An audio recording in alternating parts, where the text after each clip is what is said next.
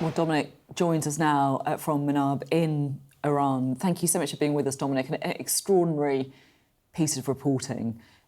How was it, how is it being at the site of this atrocity?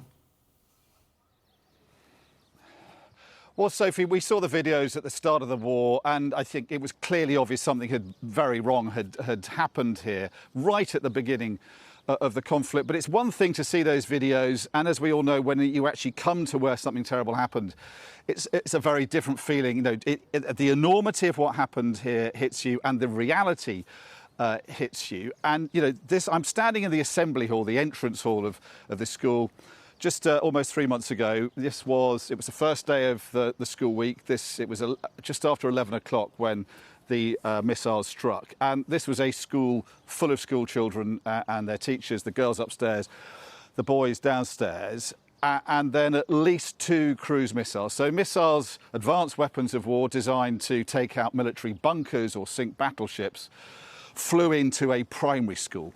You know, and that's the crater that one of them caused, and you know, it was clearly targeted, the school, right in the middle of the building.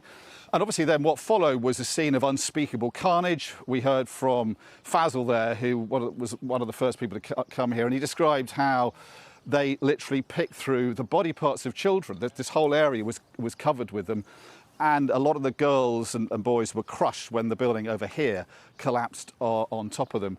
And then we've been listening to the testimony of parents, of teachers, of children in the last few days about the 3 months since.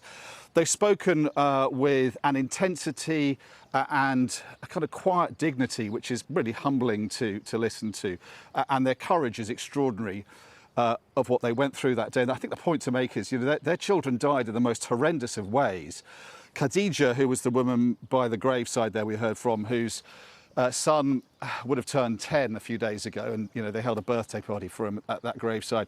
Interviewed her yesterday, and she spoke for at least 2 hours, tears rolling down her cheeks for most of that time, and she described how all that was left of her son was a piece of torso and a bit of his arm that was identified, and they had to bury that. And that was the case, I think, for many of the parents here. So, you know, what they've been through is unimaginable, and they have somehow found the courage to deal with that and talk to us and people coming here, you know, beginning to come here to tell the story. And for them, there's a real imperative here to get the story out, but also they want to have answers, and they want to hear and know that justice is going to be done. And I think there's a contrast really to be made between their extraordinary courage and what the Trump administration has been doing ever since, because this is almost certainly the work of the US military. It had been bombing a number of targets in the area, some of them military.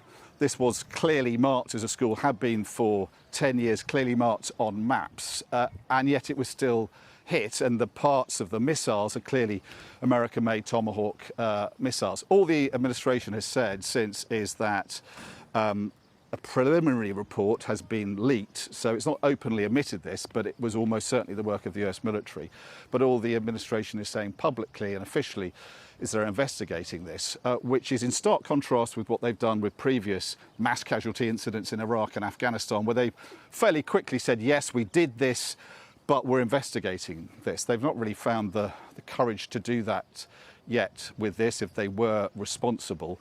And that has, I think it's fair to say, compounded the grief of the people here, but also led to an enormous amount of conspiracy theories and speculation as to why this happened. So, you know, it's essential for the Americans to say, if they were responsible, that they were, and then try and work out why it happened, not least because that would then prevent, we would hope, something similar happening again if the war starts up again.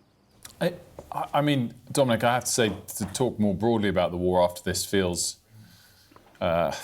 insignificant, but since you ended on it, I do just want to get your take of the extent to which news of we will be attacking again, we won't be attacking again, true social type posts kind of reaches the people there. It's not really about whether it reaches the regime or not, but reaches the people there in Iran on a daily basis and how they react to that.